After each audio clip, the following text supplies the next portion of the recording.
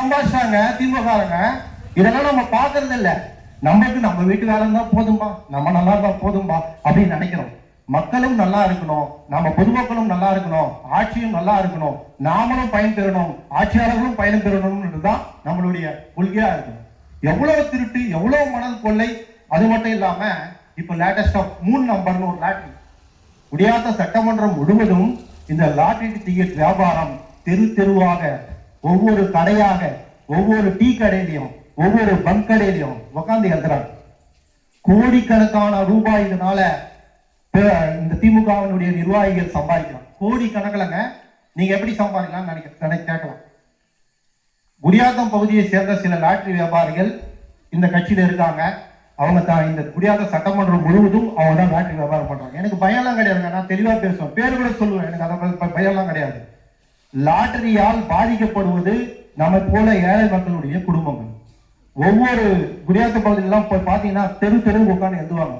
ஒரு நாளைக்கு கோடிக்கணக்கான வியாபாரம் அங்க நடக்குது. எதுவும் பிரைஸ் எல்லாம் வரதில்லை, எல்லாமே ஏமாத்துறது தான். எல்லாம் இவனுங்களே நம்பர் அடிக்கிறது, இவனுங்களே ஏமாத்துறது, இவனுங்களே எடுத்துட்டு போறது.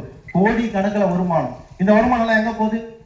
மரியாதைக்குரிய முதல்வருக்கு மு.க. ஸ்டாலின் வீட்டுக்கு போகுது.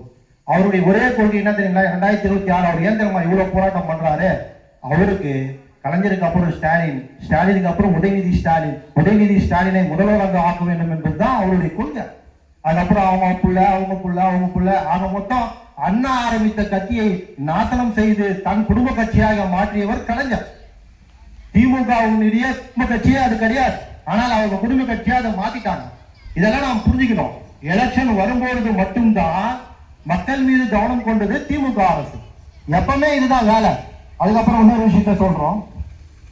இப்போ ஒரு முன்னாள் மத்திய அமைச்சர் ஒருத்தரை எங்க முன்னாள் மாநில தலைவர் அண்ணாமலை அவர்கள் வழக்கு போட்டு கோர்ட்ல விசாரணை ஒண்ணு நடத்துறாரு. அந்த விசாரணையில மரியாதைக்குரிய எங்க மாநில முன்னாள் தலைவர் அண்ணாமலை அவங்க அவர்கிட்ட குறுக்கு விசாரணை பண்றாரு. வக்கீல் இல்லாம இவரு டைரக்டா குறுக்கு விசாரணை பண்றாரு. அந்த குறுக்கு விசாரணையில நீங்க 10 கப்பல் வாங்கினீங்கன்னு என்கிட்ட கணக்கு இருக்குன்னு சொல்றாரு. ஆனா அவர் சொல்றாரு, ஒரு முன்னாள் மத்திய அமைச்சர், மிகப்பெரிய கோட்டீஸ்வரர், அவர் சொல்றாரு, இல்ல நான் 2 தான் வாங்கினேன். சும்மா வாங்க, ரெண்டு கப்பல் வாங்குறது சுமார் 1000 கோடிக்கு மேல இருக்குங்க. ஒரு கப்பல் 1000 கோடிக்கு மேல இருக்கும். அப்ப எவ்வளவு ஒரு கொள்ளைச்சிருப்பாங்க யோசிச்சு பாருங்க. 2 கப்பல் அவர் சொல்றாரு. இன்னொன்னு கேட்டாரு, ஆமாங்க சரிங்க, இந்த கப்பல் வாங்கறதுக்கு பணம் நீங்க ஒரு பைனான்ஸ்ல வாங்கினீங்க இல்லைங்க, அந்த பைனான்ஸ் யாருன்னு தெரியுமா? எனக்கு தெரியாதுங்க, யாருன்னெல்லாம் எங்க கம்பெனில தாங்க வாங்கினாங்க. அந்த பைனான்ஸ் முதலாளி அவன் பிள்ளைங்க டிஆர் பாலு பிள்ளை. அவன் முள்ள கிட்ட கடன் வாங்கினதே அவனுக்கு தெரியலன்னு சொல்றான். அப்படி என்றால் இவர்கள் எவ்வளவு கொள்ளை எடுத்து வைத்திருக்கிறார்கள் என்பதை நாம கவனத்துல போட்டுக்கணும். அடுத்ததாக இன்னொரு அமைச்சர் KN நேரு. உங்களுக்கு எல்லாம் தெரிஞ்சது KN நேரு யாருங்க? KN நேரு இப்போ அவர் மேல வழக்கு பதிவு பண்ணிருக்குது. கோர்ட்டு சொல்லி வழக்கு பதிவு பண்ணிருக்காங்க. சுமார் 3000 கோடி ஊழல் பண்ணிருக்காங்க. ₹1 கிடையாது, 3000 கோடி ஊழல் பண்ணிருக்காங்க. 3000 கோடி அந்த வேலை தரேன், இந்த வேலை தரேன், அந்த கான்ட்ராக்ட் இந்த கான்ட்ராக்ட், மொத்த ஊழல் 3000 கோடி அவர் ஊழல் பண்ணிருக்காங்க. அடுத்ததாக ரொம்ப சிறப்பான ஒரு அமைச்சரை பத்தி பேசியே ஆகணும். அவர் தான் சேகர் பாபு. உங்களெல்லாம் தெரியும், ரவுடி சேகர் பாபு அறநிலைத்துறை அமைச்சர். அறநிலைத்துறை அமைச்சர்னா என்ன தெரியுங்களா? HR. இங்க இருக்கிற கிராம பகுதியில் நிறைய பேருக்கு தெரியும். அறநிலைத்துறை என்று அத்தங்களுக்கு சொல்றேன் கேளுங்க. இப்ப கோயில் இருக்கு. இந்த கோயில் இருக்குன்னா இந்த கோயில்ல வருமானம் வருதுன்னு வச்சுக்கோங்க. இந்த கோயிலுக்கு ஒரு 10 வீடு இல்ல ஒரு 10 கடை இருக்குதுன்னு வச்சுக்கோங்க. அங்க ஒருவர் அப்படி பார்ப்பார், இருந்தா அதை அறநிலையத்துறைக்கு மாத்திருவார். அவருடைய வேலையே அதுதான். சேகர் பாபுனுடைய வேலையே அதுதான். இது போல திருடர்களையே வைத்து கட்சி நடத்துவதுதான் திமுக. வெறும் திருடர்கள் மட்டும்தான். திருடர்களையே வைத்து கட்சி நடத்துவதுதான் திமுக. அவர்களை நாம கண்டிப்பா இந்த 2026 வீட்டுக்கு அனுப்பியே ஆகணும். இன்னும் நிறைய விஷயங்கள் இருக்கு. எனக்கு பின்னால பேசுவாரு. நிறைய விஷயங்கள் இருக்கு.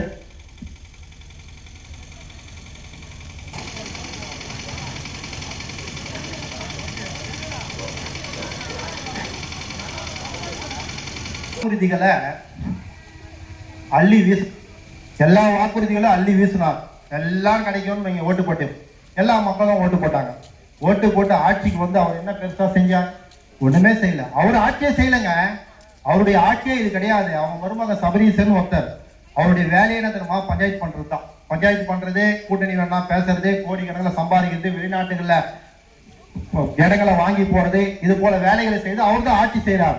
அவருடைய ஒரே கொள்கை என்னன்னா, இப்போ வருகின்ற தேர்தலில் எப்படியாவது அவங்க பையனை உதயநிதி ஸ்டாலினை முதல்வர் ஆக்கணும்ன்றது தான் அவருடைய வேலை. ஆனால் பாரத பிரதமர் உங்களுக்கெல்லாம் நிறைய விஷயங்கள் நான் சொன்ன இன்னொரு விஷயத்தையும் சொல்ல விருப்பப்படுறேன். இங்க நான் 6000 ரூபாய் வருடம் விவசாயிகளுக்கு கடன் வாங்குறோம், நிதி வாங்குறோன்றவங்க எத்தனை பேர் இருக்கிறவங்க? 6000 ரூபாய் கிசான் யோஜனா 6000 ரூபாய் கொடுக்கிறார் முதல் மரியாதைக்குரிய பாரத பிரதமர். தெரியுமா உங்களுக்கு 6000 ரூபாய் வருதுங்களா?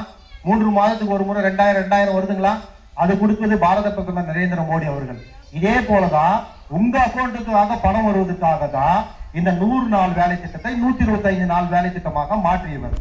இன்னும் நிறைய விஷயங்கள் இருக்கு, எனக்கு பின்னால் அவர் பேசுவாரு. அதுக்கப்புறம் இன்னொரு விஷயத்தையும் நான் சொல்ல வரேன்.